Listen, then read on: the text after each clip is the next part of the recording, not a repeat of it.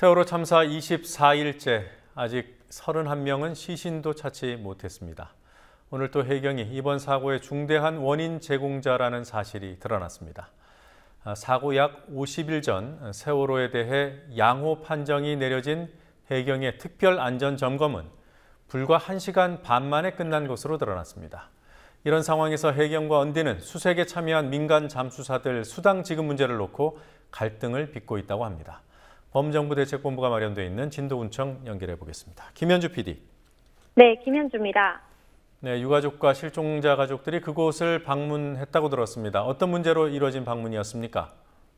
유가족과 실종자 가족들은 정부가 발표하는 브리핑 내용을 믿지 못하겠다며 제대로 된 작업 내용과 계획을 발표하라고 항의 방문했습니다. 내일 잠수사 수십 명을 투입한다고 발표하지만 실제로 몇 명이 물에 들어갔는지, 내려가는 시간을 뺀 실제 작업 시간은 얼마인지, 대기 인력은 있는지 등을 제대로 공개하지 않는다는 것입니다.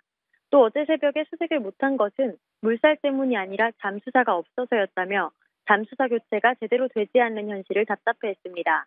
일주일 전 4층 다인실에 장애물이 있어 수색이 어렵다 했지만 지금까지도 같은 말만 반복하고 있다고도 전했습니다. 믿을 수가 없는 거, 이 수사들이 진짜 수색을 하는 것이며 진짜 들어가는 사람들이 있는 것이며 아니면 대기 숫자가 뭐 100몇 명이 넘는데 그 바지에 100몇 명이 있으면 확실한지 이런 것도 모르는 거예요. 내려가는데 몇 분이 걸리는데 그 스텝 물어봤어요. 잠수부들한테도 물어보고 뭘 물어보고 이쪽 관계자분 물어보는데 대답을 안 해줘요. 애들을 확인하러 가는데 사진으로밖에 보는 사람들이 거의 없어요. 실물을 못 봐요. 안 보여주나요? 안 보여주는 게 아니고 보여주는데 아버지 엄마들이 무서워서 못 봐요. 이제는 볼 수 있는 사람이 몇 명 되질 않아요. 그 정도 상태의 애들이 그렇게 올라와요. 내 새끼 마지막 얼굴을 못 본다니까 무서워서. 어제 3분 올라오신 분들 다 못 봤어요.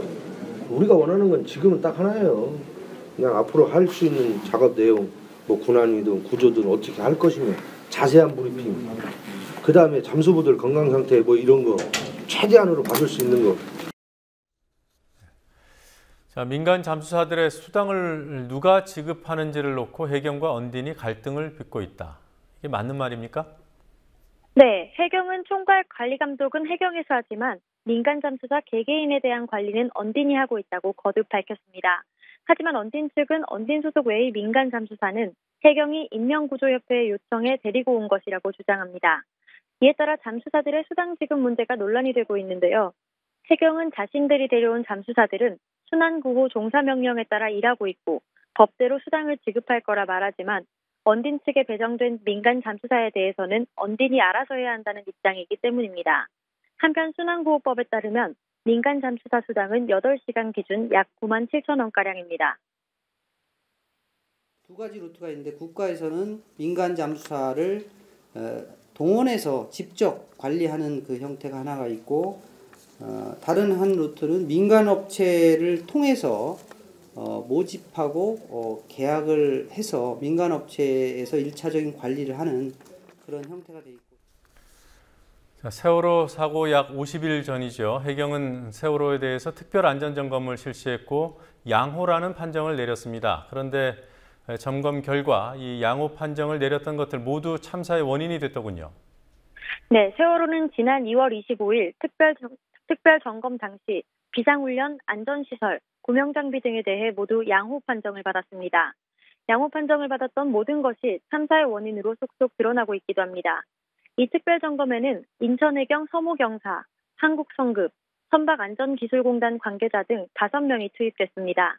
이들은 불과 1시간 만에 순수 여객 탑승 정원이 921명인 초대형 여객선에 대한 모든 점검을 끝낸 것으로 확인됐습니다. 걸어다니는 데만 1시간가량 걸린다는 세월호에 대한 안전점검이 1시간 반 만에 끝난 것에 대해 하나마나한 점검이었다는 비판이 제기됩니다. 자, 어제 언딘이 인양을 포기한다는 입장을 확정했다고 보도해드렸습니다. 그럼 정부가 인양업체 다시 선정하는 겁니까? 범정부 사고대책본부 박승기 대변인은 이 경우 정부가 인양업체를 선정할 수는 있다고 전했습니다. 인양에 대한 내부적인 논의도 진행 중이라고 밝혔습니다. 국민TV 취재진이 지속적으로 제기했던 스미트사의 용역보고서, 인양 관련이 아니냐는 물음에는 수색 구조에 집중하는 것이라면서도 인양에 대한 내용이 없을 거라고 단정짓지 못했습니다. 박 대변인은 현재 수색 방법이 끝날 때까지는 인양 이야기를 할 수 없다고 전했지만 수색 계획은 3차까지만 세워져 있고 데드라인은 오는 15일입니다. 현재의 수색 방법이 끝날 때까지는 일단은 인양 이야기를 할 수 없는 거잖아요. 지금 인양 이야기를 저희들이 하질 않고 있습니다. 그래서 근데 내부적으로 이런저런 검토는 할 수 있겠죠. 선정을 할 수도 있습니다, 정부가. 예. 인양에 대해서 기본적인 시간이 많이 걸리는 일이기 때문에 어쨌든 대비는 하고 있습니다, 조금씩. 네. 자, 오늘 수색 상황 어땠는지 좀 전해주시죠. 네, 어젯밤 4명의 희생자를 수습했지만 오늘 추가로 희생자를 발견하지 못했습니다. 남은 실종자 수는 31명입니다. 사고대책본부는 오전 브리핑에서 혹시 모를 시신 유실에 대비해 어제부터 이틀간 마네킹을 결합한 표류 부위 4개를 투입했다 밝혔지만 사고 발생 24일이 지난 현재 실효성이 있을진 의문입니다. 진도군청에서 국민TV 뉴스 김현주입니다.